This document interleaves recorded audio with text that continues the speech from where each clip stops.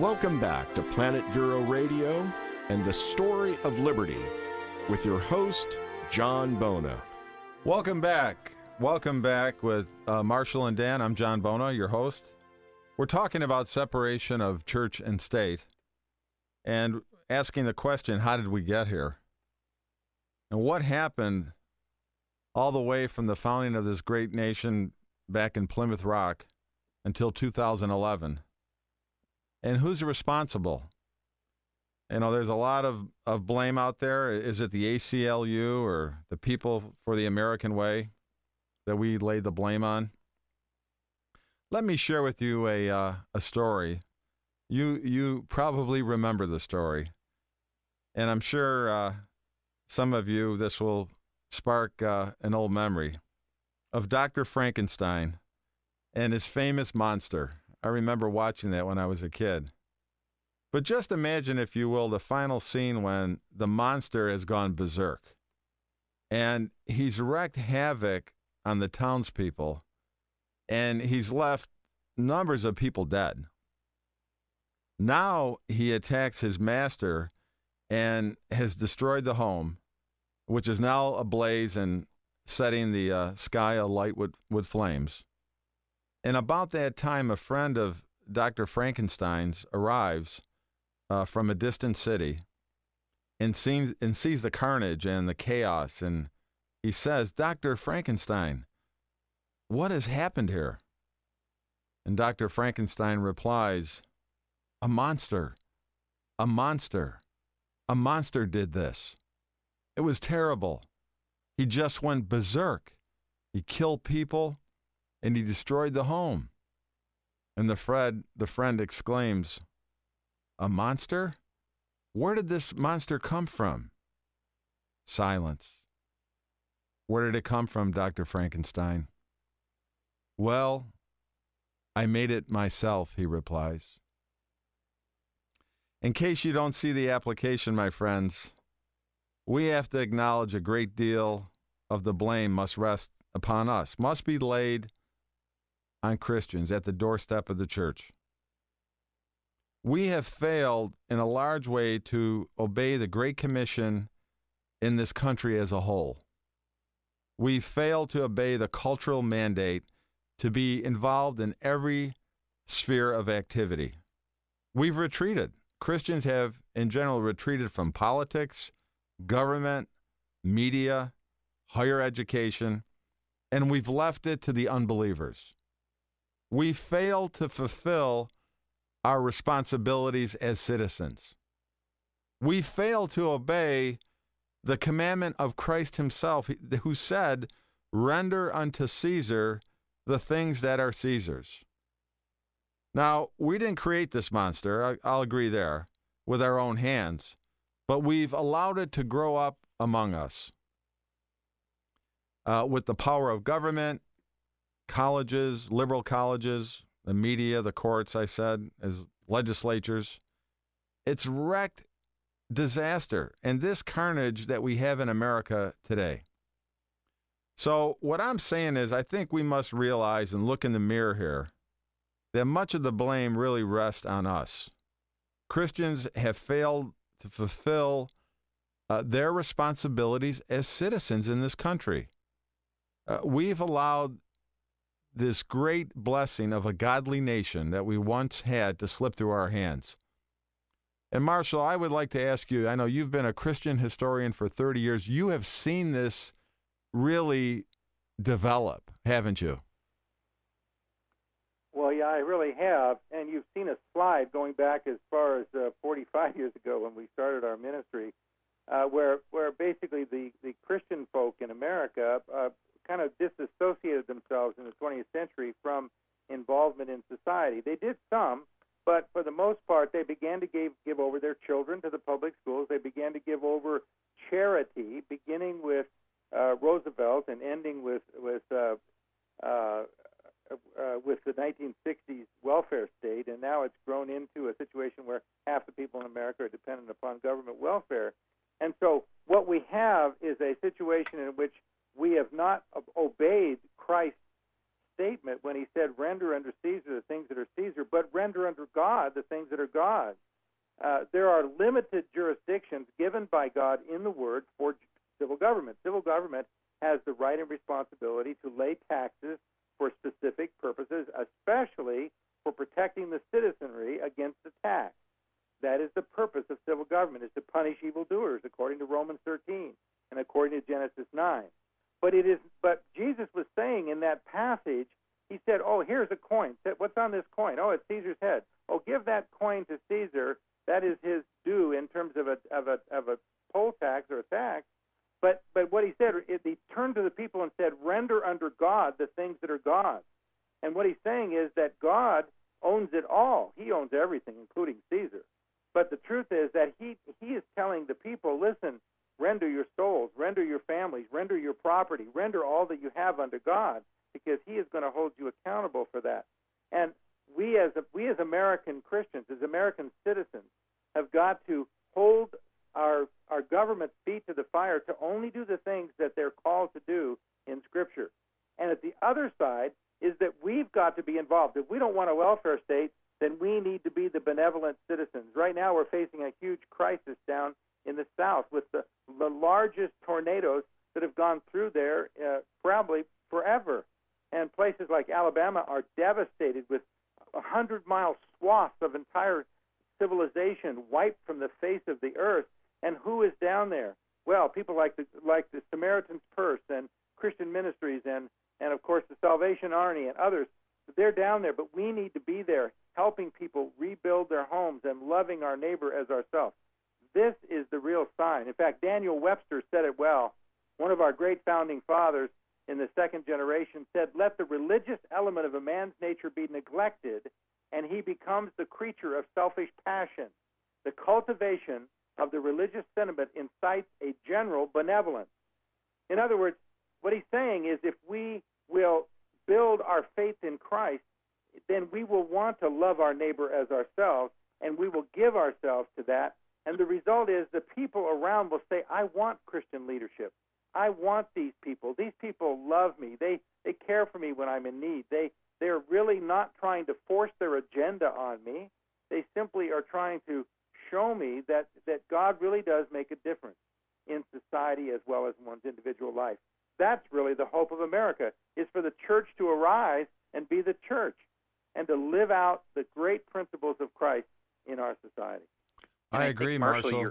I agree. No, Dan, I was just going to invite you to you and I were talking about pietism the other day, and I was going to ask you about that. Well, you're absolutely right. I'm going to add one more thing to what Marshall said about whose image and inscription is on this coin. Remember, the Pharisees of that day were the money collectors appointed by the Romans. And so they were very directly threatened by Jesus' teaching of the proper sovereignties, which means the people would once again take care of the poor, etc. And that actual Greek translation of whose image is on this coin is whose image is superimposed on this coin. So when he's holding up Caesar's face, he's really saying whose image is superimposed over Caesar. And that's why he called them hypocrites. In other words, God owned it all. And that's why we come back to this issue of pietism, which is a Neoplatonic view of Christianity that somehow we're separated into spirit and materialism, but really coming down to those ethics that we have that we get someplace. Remember, morals are the way things are, and ethics are the way things ought to be. So these ethics, which we as Christians should be drawing from biblical ethics for every area of life, they need to be going forward and transforming the culture in every single area. Jesus always said, come follow me. It's every other theology says, come follow me or else. It was always a choice to move forward with blessings and cursings. That's the Deuteronomy 27 through 29, which we were studying last night, my son and I. But that's the point. We have to bring our Christian principles to bear in every area of life, and that's how the culture is transformed. And that's how we become, we make these transitions from a victim to a dominion victor, where we see there's a victory, and where we have a generational view. We are true statesmen. We are producers, not consumers. We experience the joy of watching our children read for the very first time, or our son or daughter getting excited about tearing a motor apart and realizing how it worked. We are there and engaged directly rather than having hirelings, which is the common system today. We have hirelings to do everything, and nobody is the shepherd. And we need to have a concept that a father is a priest of his home. He is the shepherd of his home. And 20 fathers gather and become shepherds and priests of a community. And that concept's got to come back. We've let Greek theology and philosophy change us. And that's why we're struggling. And I think Marshall hit it right on the head, and you did too, John. You really hit it. It sits right at the feet of Christians and the church. And we need to, in a strong and a straightforward way, begin reasserting those principles in every single area of life, making great Christian movies, having great Christian talk shows, having Christian economics. We were studying economics last night, my son and I, and studying John Keene's, and reaffirming those Christian principles. In this program, the story of liberty, we also talk and show examples of the loss of liberty. And we see how rampant this was in the 1920s in Germany. There was a pietistic movement that had become very big at that time. People didn't engage the culture or the politics. It's a fact of history. They didn't want to be concerned what was happening out there. They just didn't want to know what was going on out there. They just wanted to live their lives. They hardly noticed when somebody named Adolf began to move into prominence and take over. In 1917, while the revolution was getting started in the streets of Moscow, a gathering group of bishops from the Russian Orthodox Church got together from all over the country. They had this big meeting, and they were engaged in this great controversy. See, they didn't even know what was going on outside. You see, they were debating, and this is a fact, what color of vestments they should wear. Now, if that isn't an example of a pietistic religion, and what happens, piety is good, devotion to religion, don't get me wrong. But pietism is not. Because, for example, they never engage the culture. They don't get involved. And I think it's what Dr. Francis Schaeffer, I know you knew him, Marshall, he called that a false spirituality, a false Christianity, right? Exactly. It's an otherworldliness, You're so heavenly minded, you're no earthly good, and that's where many of the Christians find themselves today. And we've got to become earthly good. That's why we're here, is to manifest the love of God to our culture and to the people around us. But, speaking about getting back to the separation of church and state, and I'd like you guys to weigh in more here. I always thought of the example right here. I think it was in Vero Beach a few years ago. A high school valedictorian wanted to express his or her viewpoint at her graduation speech. And it was, she was a Christian. And somehow, I don't know if it was actually in Vero, maybe outside of the county, but they stopped her. And I thought, man, that's not only a wrongfully restricting her individual freedom of speech, it actually goes to that. And that's how far this has drifted. When a child in high school who has a deep, genuine Christian faith and is a valedictorian chosen by the student body and would like to share their faith at one of probably the biggest events of their life in front of their peers at a graduation class, is stopped. And that's not the nature of a free society, is it, Marshall? Well, exactly. It's not. And the only reason that this is manifest in our Christian civilization is because we, the biblically based people in our country, have simply ignored our responsibilities to live it out and have allowed a small minority of people to lie about this idea of separation of church and state. A good illustration of this is to look at what's going on in Pakistan right now, and you look at the death of this monster over there that was shot in the head. Yep. That's a wonderful thing. Bin Laden is no longer finding his dreams of a better life in heaven. He's, I'm sure, facing something much worse than that. But just to look at the two cultures and think, which culture do you want to live in? A society where a bunch of Christian men, 40 of them, go over there to risk their lives to take out a murderer. Those are the Navy SEALs.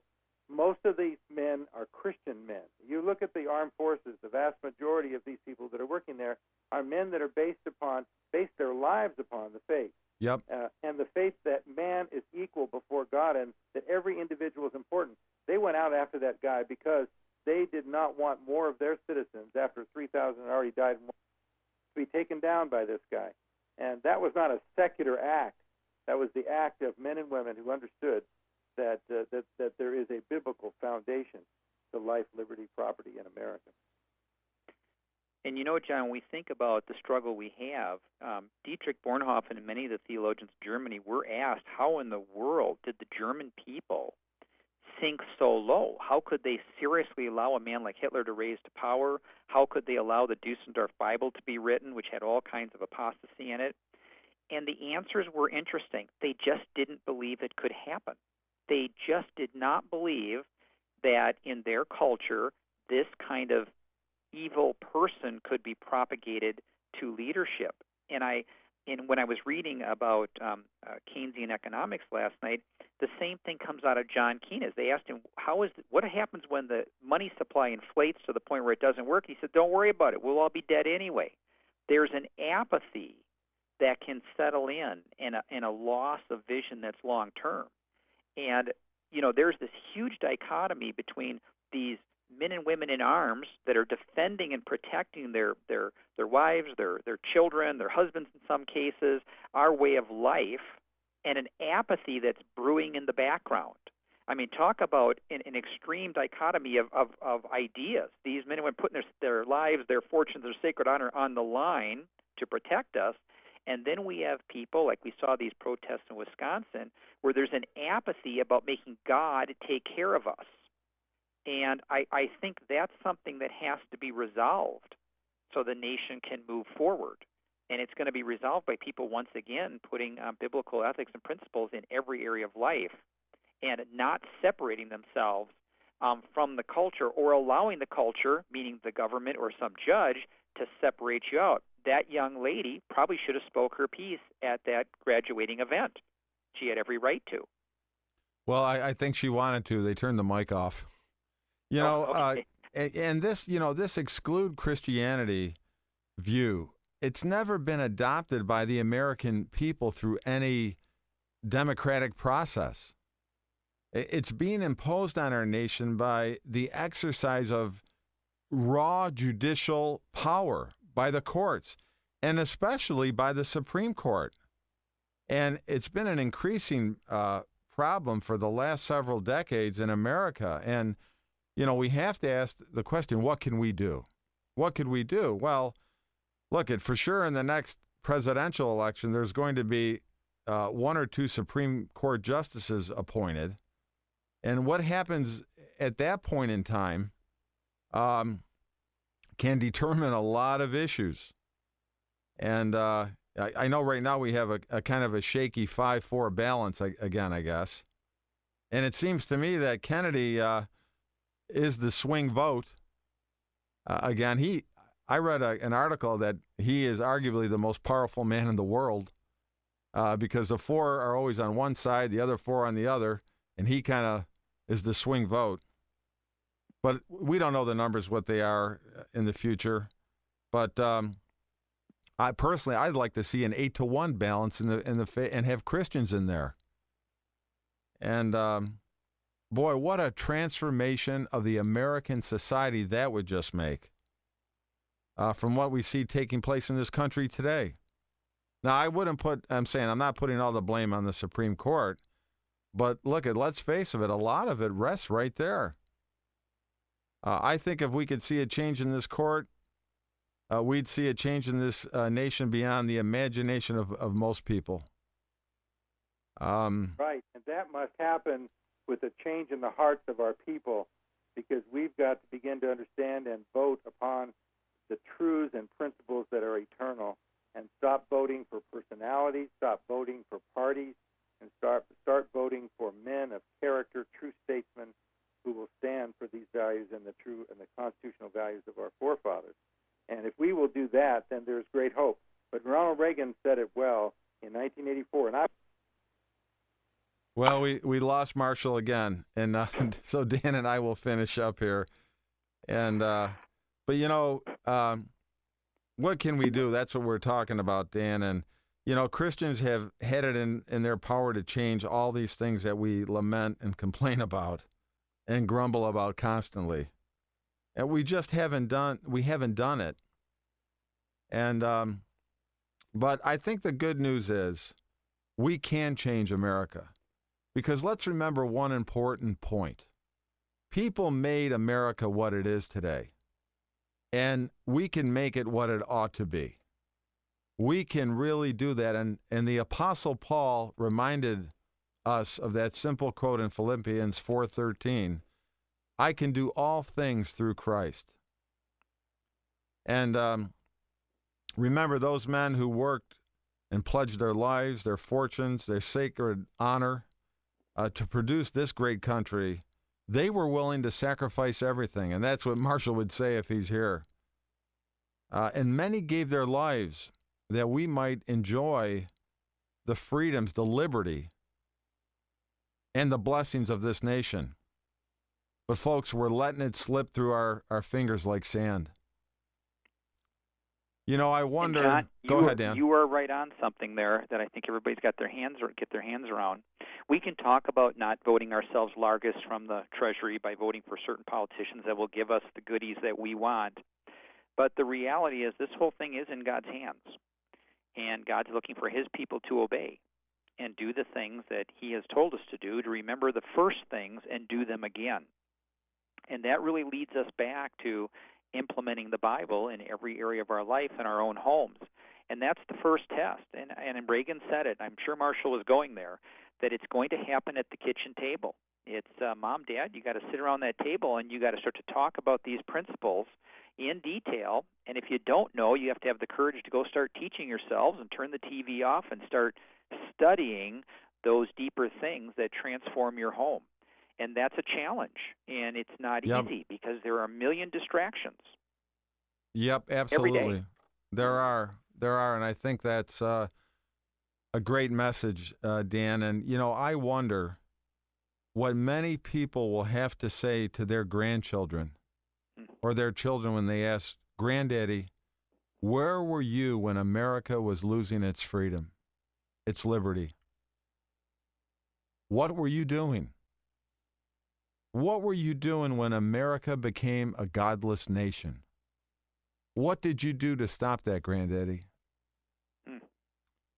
Well, we can stop it, and we could change it for good if we will simply be obedient to what you just said, Dan, to Christ, and what he told us to do and fulfill our responsibilities as Christian citizens. I know it's my dream. I know it's yours. And I believe it's possible with all my heart.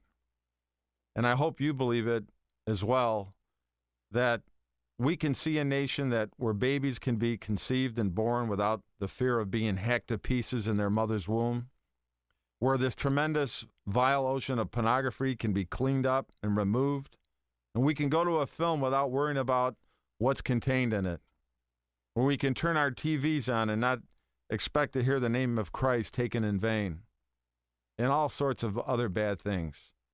And we can have a society where drugs are not rampant, where it's safe to walk the streets at night again. Well, we're going to finish up here. Thank you, Dan. God bless you. We'll see you next week, Monday night at 6 p.m., The Story of Liberty.